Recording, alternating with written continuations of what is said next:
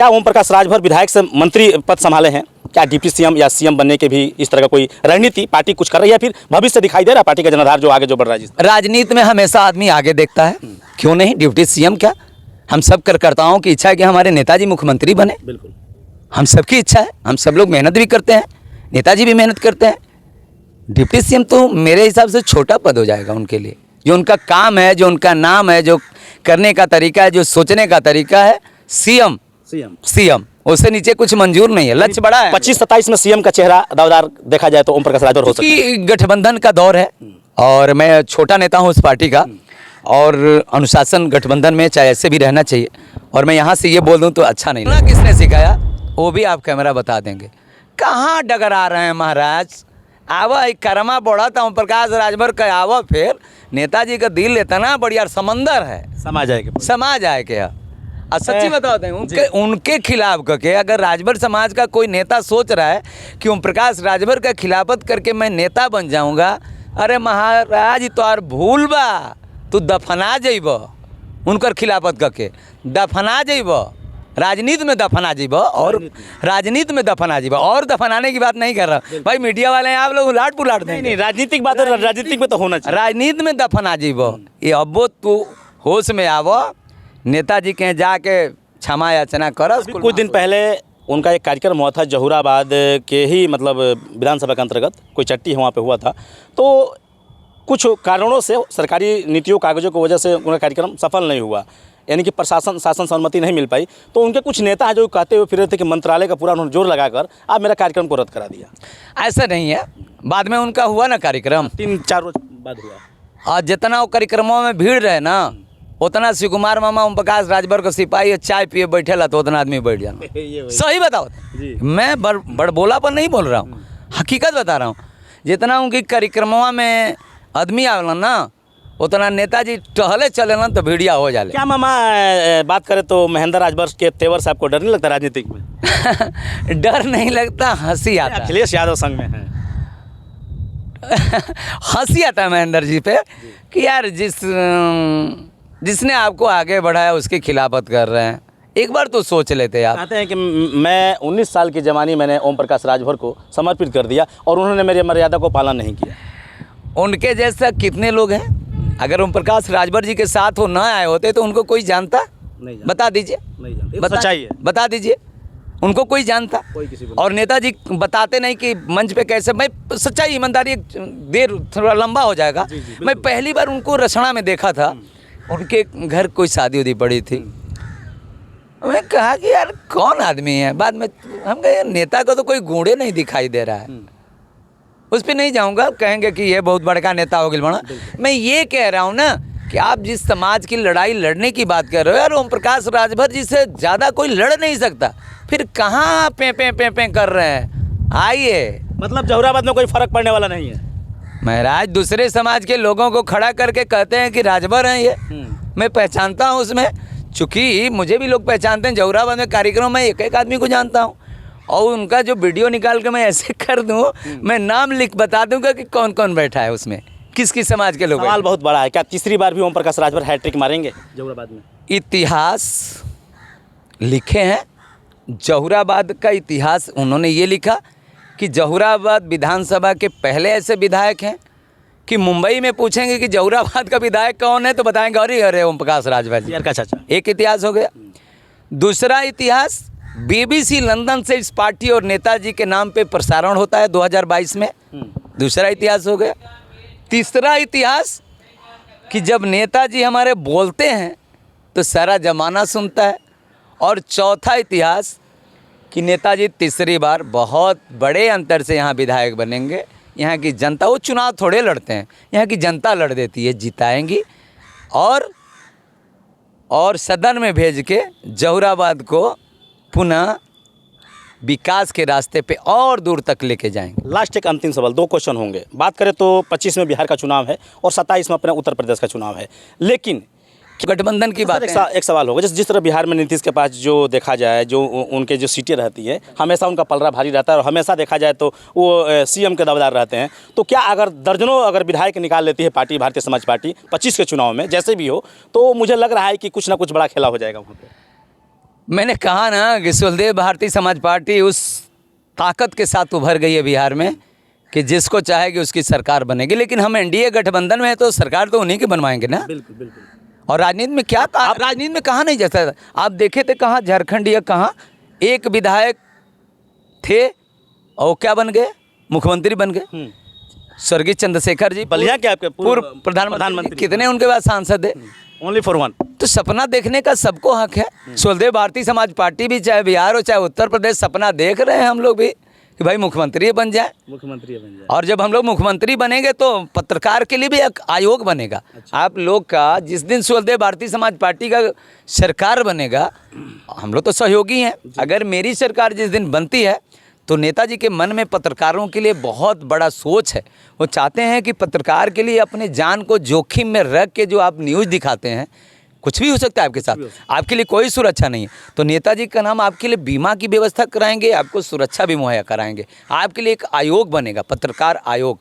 कोशिश होगी कि आप सबको वेतन भी दिया जाए, क्योंकि आप बिना वेतन के काम करते हैं, समाज के आईना है। मैं घर बैठा हूँ, आप दिल्ली का न्यूज़ मुझे दिखाते हैं, ये बहुत बड़ी बात है। चाहे गर्मी हो, बरसात हो, ठंडी हो, उसकी परवाह नहीं करते हैं। तो इसलिए आपके लिए भी बहुत बड़ा सोच है नेताजी का। आज कासमाबाद का मामा से जो बातें हो रही है, ये लोग दिल्ली के लोग भी देखेंगे और बिहार के लोग भी देखेंगे, उन लोगों को क्या संदेश देना चाहिए? मैं दिल्ली और बिहार के लोगों से सिर्फ इतना ही कहूँगा कि आपके यहाँ भी अगर कोई पत्रकार भाई अपने जान को जोखिम में डाल के आपके यहाँ न्यूज़ दिखा रहे हैं, आपसे मिलें तो उनका अभिवादन करें, पत्रकार भाइयों का बहुत स्वागत करें, उनका बहुत इज्जत करें। और राजनीति में अगर आने का मन है तो सुलदेव भारतीय समाज पार्टी में आइए, बहुत बहुत स्वागत रहेगा। बड़ा मोहब्बत और दिल लगी हो गई है सुहेलदेव पार्टी यानी पियर का गमछा से।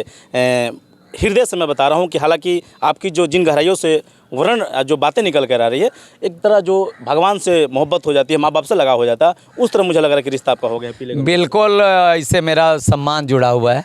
और मैं वो बात नहीं, मैं रचना की एक मीटिंग में मैं बोल रहा था और कोई शायद बोलेगा नहीं, मैंने नेताजी से कहा कि नेताजी ये शिव कुमार यादव मामा ईमानदारी से राजनीति में आया है और मैं आपसे कह रहा हूँ कि आप सबके बारे में जानते हैं, आप पता लगा लीजिएगा, जिस दिन शिव कुमार मामा पार्टी के नाम के आपके नाम पे कहीं से 1% कोई गलत काम कर दिया, आपका जूता मेरा सर और उसी दिन राजनीति से bye bye, ta-ta bye bye हो जाएगा, छोड़ दूंगा राजनीति।